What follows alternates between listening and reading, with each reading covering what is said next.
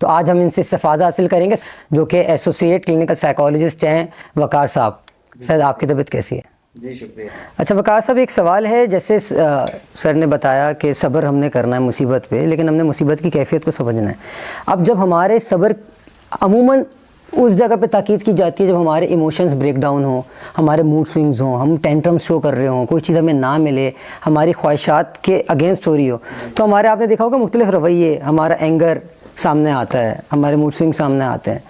तो क्या आप सजेस्ट करते हैं कि पेशेंस का क्या रिलेशन है इमोशन रेगुलेशन से, और किस तरह इसको हम बेहतर कर सकते हैं? जी बहुत शुक्रिया हिलाल। साइकोलॉजी के अंदर जो पेशेंट्स हैं बेसिकली नॉर्मल एक परसेप्शन है सोसाइटी के अंदर के, जब आप अभी बात भी कर रहे हैं कि सब्र कर लें सब्र कर लें, तो बेसिकली इन अ वे जो है वो एक सबमिसिव वे के अंदर चीज़ों को प्रेजेंट किया जाता है। बट साइकोलॉजी के अंदर अगर पेशेंस की बात करें तो एक स्ट्रेंथ की बात की जाती है बेसिकली। यानी ये कोई ऐसी चीज़ नहीं कि आपको सबमिसिव किया जा रहा है, बल्कि ये आपकी पर्सनैलिटी के अंदर एक सलाहियत है आपकी। इवन उसको एक वर्ड यूज़ करते हैं, पावर है आपकी पर्सनैलिटी की।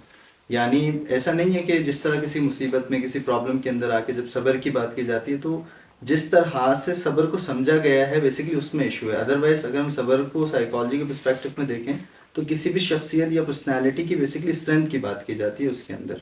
और फिर आपने अभी जब इमोशनल रेगुलेशन की बात की तो बिल्कुल ऐसा ही है कि बेसिकली पेशेंस एक स्किल है, मतलब किसी की पर्सनैलिटी के स्किल कह सकते हैं कि उसके अंदर एक सलाहियत है ऐसी कि वो अपने लाइफ के जो स्ट्रेस हैं, प्रॉब्लम्स हैं, कोई नुकसान है, any kind of stress problem, उसको कोप करने की उसकी सलाहियत है। यानी स्ट्रेस को हैंडल करने की सलाहियत कोपिंग कहते हैं हम ना, कि प्रॉब्लम्स को हैंडल कैसे कर रहे हैं वो सिंपल।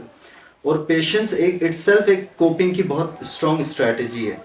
यानी पेशेंस, यानी बहुत से प्रॉब्लम्स ऐसे लाइफ के अंदर होती है, जैसे हम बात करते हैं कि डे टू डे लाइफ के अंदर हमारे लाइफ में बस फ्रस्ट्रेशंस आ रही होती हैं। फॉर एग्जांपल आप घर से ऑफिस के लिए निकले और आपने देखा कि गाड़ी का जो है टायर पंक्चर है फॉर एग्जांपल, ठीक है ना, तो बिल्कुल सुबह ही सुबह आपको एक फ्रस्ट्रेशन मिल गई। अब उस फ्रस्ट्रेशन को टॉलरेट करना, यानी ये जिसको कहते हैं हाई फ्रस्ट्रेशन टॉलरेंस बेसिकली, ये उसकी बहस है। यानी अब वो एक फ्रस्ट्रेशन तो आपके अंदर आ गई, लेकिन अगर आपके अंदर आपकी पर्सनैलिटी के अंदर वो पेशेंस की स्किल या सलाहियत मौजूद है तो आप उस फ्रस्ट्रेशन को हैंडल कर लेंगे। लेकिन अगर वो स्किल और वो सलाहियत आपकी शख्सियत के अंदर नहीं है तो बेसिकली वही एक छोटा सा इवेंट जिसकी वजह से आप हतमन ऑफिस के लिए लेट हो गए होंगे 10-20 मिनट, लेकिन वो एक छोटा सा इंसिडेंट या इससे सिमिलर कोई भी एक इवेंट आपके पूरे दिन को, इवन कई दिन का जो है वो आपके मूड और इमोशंस के ऊपर बहुत है। जैसे हम बात करें ना, इट्स अ पर्सनैलिटी ट्रेट, यानी हर इंसान के अंदर, और कोपिंग मैकेनिज्म सबका अपना है, डिफेंस मैकेनिज्म सबका अपना है, और it depends upon the situation. यानी जो सिचुएशन लामहला तौर पे अचानक हमारे सामने आ जाती है, वारिद हो जाती है, हमारा रिस्पॉन्स एज पर सिचुएशन सामने होता है।